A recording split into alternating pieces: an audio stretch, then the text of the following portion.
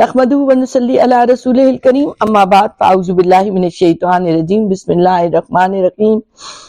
الحمدللہ آج ہم سورہ بقرہ کی آیت نمبر 199 سے شروع کر رہے ہیں، جس میں اللہ رب العزت نے ارشاد فرمایا ثم افیدوا من حیث افاض الناس واستغفروا اللہ ان اللہ غفور الرحیم۔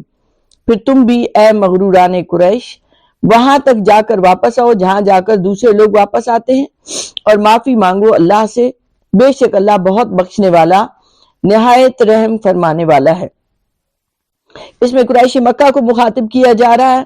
وہ اپنے لیے یہ بے عزتی کا باعث سمجھتے تھے کہ دوسرے لوگوں کی طرح وہ بھی عرفات کے میدان میں وقوف کرے، اس لیے وہ مزدلفہ ہی میں ٹھہرتے اور اس کی وجہ یہ بیان کرتے کہ ہم اہل اللہ ہیں اور اس کے حرم کے باشندے ہیں۔ اللہ تعالیٰ کو ان کا یہ غرور، یہ تکبر پسند نہ آیا اور انہیں حکم دیا کہ جہاں سے لوگ جا کر لوٹتے ہیں وہاں سے ہی تم بھی جا کر لوٹو۔ حج تو ہے ہی سارے باطل امتیازات مٹانے کے لیے، سب جھوٹے تفاخر ختم کرنے کے لیے۔ اگر آج بھی وہ برتری کے نشے میں مست رہے تو پھر مساوات کا صحیح مظاہرہ کب ہوگا؟ اور اس اہم سبق کو انہیں یاد کرایا جا رہا ہے کہ وہیں جاؤ جہاں سے لوگ پلٹتے ہیں، یعنی عرفات کے میدان میں پہنچو۔ اور عرفات میں پہنچنا اور وہاں پہ وقف کرنا یہ حج کا رکن اعظم ہے۔ جو پہنچ جاتا ہے اس کا حج ہوتا ہے، اور جو نہیں پہنچ پاتا 9 ذی الحج کو عرفات کے میدان میں اس کا حج ہی نہیں ہوتا۔ تو یہ ان کی ایک باطل رسم تھی جس کو یہاں ختم کیا جا رہا ہے۔ اسے اگلی آیت مبارکہ میں ارشاد باری تعالیٰ ہے فَإِذَا قَضَيْتُم مَنَاسِكَكُمْ فَاذْكُرُوا اللَّهَ كَذِكْرِكُمْ آبَاءَكُمْ أَوْ أَشَدَّ ذِكْرًا۔ پھر جب تم پورے کر چکو حج کے ارکان تو اللہ کو یاد کرو جس طرح اپنے باپ دادا کا ذکر کرتے ہو، بلکہ اس سے بھی زیادہ ذکر الہی کرو۔ اب ان کی ایک اور جاہلانہ رسم کو باطل کیا جا رہا ہے کہ وہ جب حج سے فارغ ہوتے تھے تو بیت اللہ کے پاس مجلسیں منعقد کرتے جن میں اپنے باپ دادا کی تعریفوں کے پل باندھا کرتے۔ حکم ہوتا ہے کہ اپنے رب کریم کو یاد کرو، اپنے اللہ کو یاد کرو، اپنے خالق و مالک کو یاد کرو، اس کا ذکر کرو جیسے اپنے باپ دادا کا ذوق و شوق سے ذکر کیا کرتے تھے۔ اب یہاں او کا لفظ اختیار کے لیے نہیں بلکہ ترقی کے لیے، اور بل کا ہم معنی ہے، یعنی کہ بلکہ ان سے بھی زیادہ، جیسے تم پہلے کرتے تھے ان سے بھی زیادہ اللہ تعالیٰ کو یاد کرو۔ اب ان دونوں آیات میں دیکھیں تو استغفار کا حکم دیا، بخشش کی یاد دہانی کرائی کہ امید رکھو کہ اللہ بخشنے والا ہے، اور اگر تم اپنی غلطیوں سے تائب ہو جاتے ہو تو اللہ بے شک اس کو بہت بخشنے والا اور بہت رحیم پاؤ گے۔ اس کے بعد حکم ہو رہا ہے کہ مناسک حج کی ادائیگی کے بعد ذکر الہی کی کثرت کرو، اس کی تاکید کی جا رہی ہے، اور ساتھ ہی یہ بھی کہا جا رہا ہے اشد ذکرہ، یعنی جذب ہو تمہارے اندر، شوق ہو، شدید والہانہ سرمستیوں سے اللہ کو یاد کرو، اللہ کا ذکر کرو، پتہ چلے کہ تم اس کے محب ہو، اس کو چاہنے والے ہو، اس سے پیار کرنے والے ہو۔ اپنے باپ دادا سے بھی زیادہ رغبت اور محبت سے اللہ کو یاد کرنا یوں ہے کہ اولاد کو باپ کی شفقت و محبت پر اس قدر اعتماد ہوتا ہے کہ وہ تنبیہ کرے، وہ اسے سزا دے، وہ اسے برا بھلا کرے، اسے مارے، پھر بھی دل میں سوء ظن نہیں آتا کہ یہ میرا والد ہے یا والدین، دونوں ہی اگر کچھ ایسا کریں بھی صحیح، سزا بھی دیں، تو تب بھی بندے کے دل میں بدگمانی عمومی طور پر نہیں آتی۔ اسی طرح بارگاہ الہی کی جانب سے، اللہ کی جانب سے جو بھی بندے کے ساتھ حالات پیش آئے، جیسے بھی حوادث آ جائے، کوئی پریشانی آ جائے، جس طرح کا بھی حال ہو، نعمتیں آئیں تو شکر ادا کرنا ہے، اگر کوئی پریشانی آ جائے تو طبیعت میں ملال ہو، نہ عقیدے میں تزلزل آئے، نہ یقین میں کمی آئے، اور ذکر اس کا، اللہ کا، اسی ذوق و شوق سے جاری و ساری رہے۔ شیخ ابن عطا فرماتے ہیں کہ اللہ کا ذکر زبان سے یوں کرو کہ غیر کی تعریف میں متحرک ہی نہ ہو زبان، یعنی اللہ کی حمد و ثنا ہر وقت اللہ کی تعریف ایسے رہے۔ دلوں سے یوں کرو کہ وہ غیر کے لیے متفکر نہ ہو، یعنی دل میں کسی غیر کے لیے پریشانی نہ آئے۔ ارواح سے یوں کرو کہ وہ اس کے تعلق سے قائم ہو جائے، یعنی ذکر اتنا رچ بس جائے، تمہاری زبان پر بھی ہو، تمہارے دل میں بھی ہو، اور تمہاری روح بھی اس کے ذکر میں ایسی گم ہو جائے کہ تعلق بن جائے۔ تو انبیاء اور اولیاء کا ذکر الہی اسی شان کا حامل ہوتا ہے۔ ایک اور جہت سے دیکھے تو جب بندے کے دل میں رب ہی سما جاتا ہے تو وہ کسی کا حسن دیکھ کے، کسی کا علم دیکھ کے، کسی کی تعریف کرتا ہے تو در حقیقت وہ اللہ ہی کی تعریف ہو رہی ہوتی ہے کہ جو علم دینے والا ہے، جو حسن عطا کرنے والا ہے۔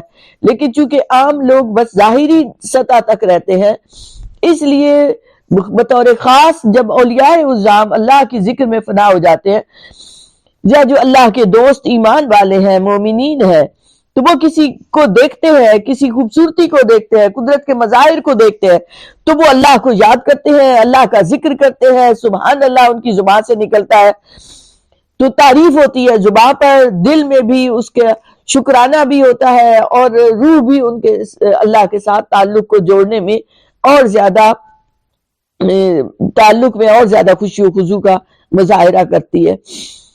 اور اس کے بعد ارشاد باری تعالیٰ ہے فَمِنَ النَّاسِ مَن يَقُولُ رَبَّنَا آتِنَا فِي الدُّنْيَا وَمَا لَهُ فِي الْآخِرَةِ مِنْ خَلَاقٍ، اور کچھ لوگ ہیں جو کہتے ہیں کہ اے ہمارے رب ہمیں دے دے دنیا میں ہی سب کچھ، تو نہیں ہے اس کے لیے آخرت میں کوئی حصہ۔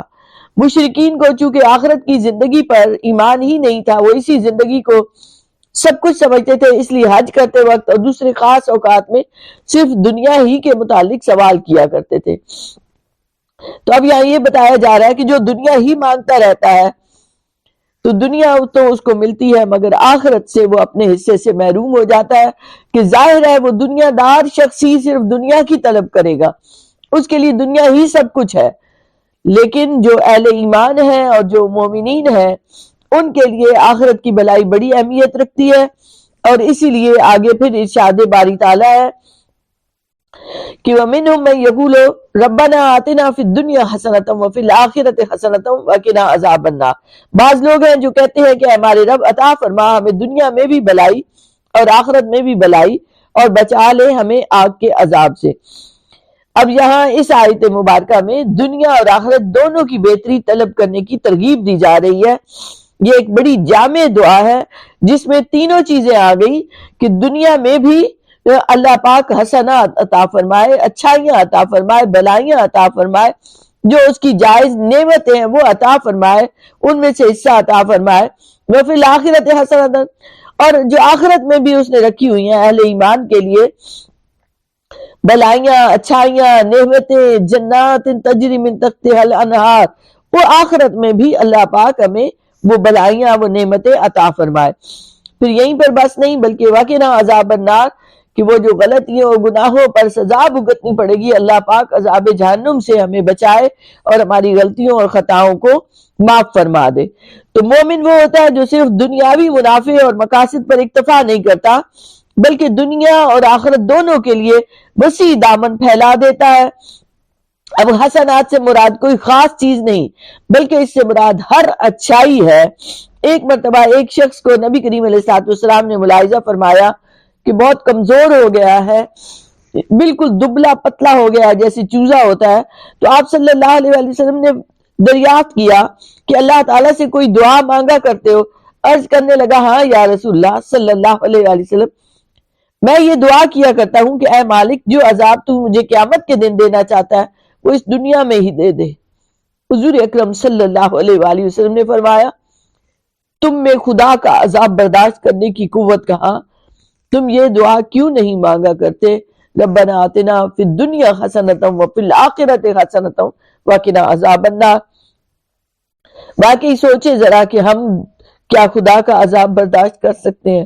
نہیں کر سکتے۔ کہاں آپ ذرا سا بھی ہاتھ جل جائے تو تکلیف سے آنسو نکل آتے ہیں، ویسے کہیں درد ہو بخار ہو تو کیفیت عجیب سی ہو جاتی ہے، بندہ برداشت نہیں کر پا رہا ہوتا، کہیں روتا ہے کہیں چیختا ہے، کہیں اس کی کیفیت بتاتی ہے، اس کا جسم بتاتا ہے، اس کا چہرہ بتاتا ہے کہ وہ بڑی تکلیف میں ہے۔ تو یاد رکھیں کہ ہم میں تو طاقت ہی نہیں ہے تکلیفیں سہنے کی، تو ہم اللہ کے عذاب کو کیسے برداشت کر سکیں گے؟